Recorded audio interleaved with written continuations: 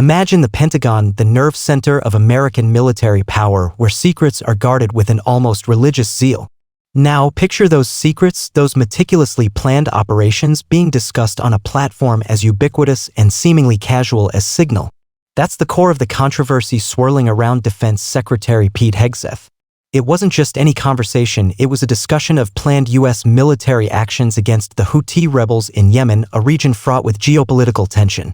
The initial reports, surfacing from sources within the intelligence community, detailed Hegseth's use of Signal group chats to disseminate information. This in itself wasn't necessarily the red flag. Encrypted messaging apps like Signal are often used for secure communication. The problem arose from who was included in these chats. One particularly glaring incident involved the accidental inclusion of the editor-in-chief of The Atlantic. This wasn't a military strategist, a seasoned diplomat, or a member of the National Security Council. This was a journalist, a figure from the Fourth Estate, inadvertently privy to sensitive military planning. The immediate reaction was a collective gasp. How could such a lapse occur? How could someone outside the established national security apparatus be granted access to such crucial information? The question spiraled. Was this a mere oversight, a clumsy mistake? Or did it point to a deeper disregard for established protocols? The implications were chilling. National security is built on layers of compartmentalization on a need-to-know basis. This incident seemed to shatter that foundation. The potential for leaks, for compromising operational security, was palpable. The initial reports also revealed that the group chats were not limited to official channels. There were whispers of external advisors, political allies, and other individuals without formal security clearances being included. This raised a fundamental question: who was advising the Defense Secretary and what were their qualifications? The Pentagon, typically a fortress of bureaucratic procedure, suddenly appeared porous, vulnerable. The media pounced and the narrative began to take shape: a defense secretary seemingly cavalier with classified information, a potential security breach of alarming proportions. Just when the initial shockwaves began to subside, a second, even more explosive revelation emerged. This wasn't just a repeat offense, it was a deepening of the crisis. Reports surfaced of another Signal chat, one that included Hegseth's wife, his brother, and his personal lawyer. This wasn't just a breach of protocol, it was a breach of trust.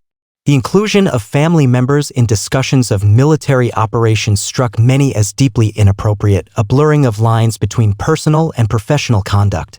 The presence of a personal lawyer added another layer of complexity, raising concerns about potential conflicts of interest. The New York Times, a bastion of investigative journalism, led the charge, publishing detailed accounts based on anonymous sources. They stood by their reporting even as the Pentagon and the White House issued vehement denials. The battle lines were drawn, the media versus the administration, with Hegseth at the center of the storm. The inclusion of family members and personal legal counsel triggered a wave of outrage. Lawmakers, both Democrats and some Republicans, expressed alarm. They questioned Hegseth's judgment, his understanding of national security protocols. The optics were terrible. How could the Defense Secretary, the custodian of the nation's military secrets, be so seemingly reckless with sensitive information? The whispers turned into shouts. Calls for Hegseth's resignation grew louder. The integrity of the Pentagon, the very foundation of American military power, was being questioned. The narrative shifted from a potential security lapse to a full-blown crisis of confidence. The second Signal chat wasn't just a mistake, it was a pattern, a disturbing indication of a disregard for established norms. The question was no longer whether Hegseth had erred, but whether he could remain in his position. In the midst of the escalating controversy, President Donald Trump stepped in, wielding his characteristic blend of defiance and loyalty.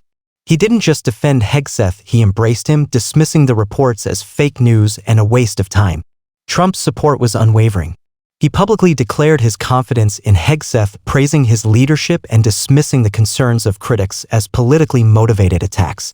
The White House echoed this sentiment, categorically denying any suggestions that Hegseth's position was in jeopardy. Trump's intervention transformed the controversy from a national security concern into a partisan battleground. Republicans, largely following the president's lead, rallied behind Hegseth, accusing his critics of engaging in a witch hunt.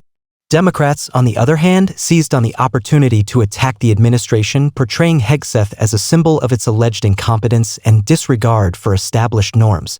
Trump also turned his attention to the source of the leaks, accusing disgruntled employees of attempting to undermine his administration. He framed Hegseth as a reformer, a figure fighting to drain the swamp within the Pentagon. This narrative resonated with his base, who saw Hegseth as a victim of the deep state. The president's support created a political shield around Hegseth, making it increasingly difficult for his critics to gain traction. The controversy became a litmus test of loyalty to Trump, a stark illustration of the deep partisan divisions that permeated Washington. The narrative shifted from a question of national security to a question of political allegiance. Trump's intervention had effectively politicized the crisis, transforming it into a battle for the soul of his administration.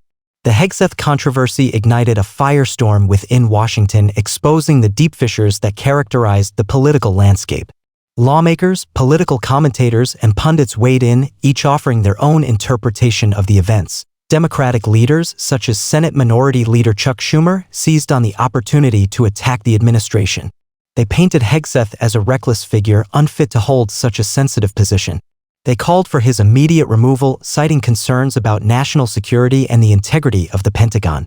Republicans, however, largely rallied behind Hegseth, echoing the president's defense. They accused Democrats of political opportunism, of exploiting a national security issue for partisan gain. They portrayed Hegseth as a victim of a media smear campaign, a casualty of the fake news narrative. The controversy also highlighted the ongoing tensions between the Trump administration and the media. Accusations of biased reporting and fake news flew from both sides. The media, particularly outlets like the New York Times, defended their reporting, citing anonymous sources and their commitment to investigative journalism. The situation became a political circus, a spectacle of partisan bickering and media spin. The narrative shifted from a nuanced discussion of national security to a simplistic battle of good versus evil, of Republicans versus Democrats. The Hegseth controversy became a microcosm of the larger political climate, a reflection of the deep polarization that gripped the nation. The Hegseth controversy, while seemingly contained for the moment, has left a lasting impact on Washington. The long-term implications remain to be seen, but the situation has undoubtedly created a significant challenge for the Trump administration. The controversy raises fundamental questions about the use of technology in government, the handling of classified information, and the balance between transparency and security. In an era of rapid technological advancement, the lines between secure and insecure communication are increasingly blurred. The Hegseth controversy also underscores the highly polarized political climate in the United States, where even matters of national security can become deeply partisan. The situation has exposed the deep divisions within Washington, the lack of trust between the administration and the media, and the tendency to view every issue through a partisan lens. Ongoing investigations and potential further revelations could continue to shape the narrative. The situation is still developing, and the long-term consequences remain uncertain. The Hegseth controversy has become a symbol of the challenges facing the Trump administration, a reflection of the deep divisions within the nation, and a reminder of the importance of safeguarding national security in an increasingly complex world. While the immediate storm may have subsided, the ripples of this controversy will likely continue to be felt for some time to come. It is a story that demands close attention, a saga that is far from over.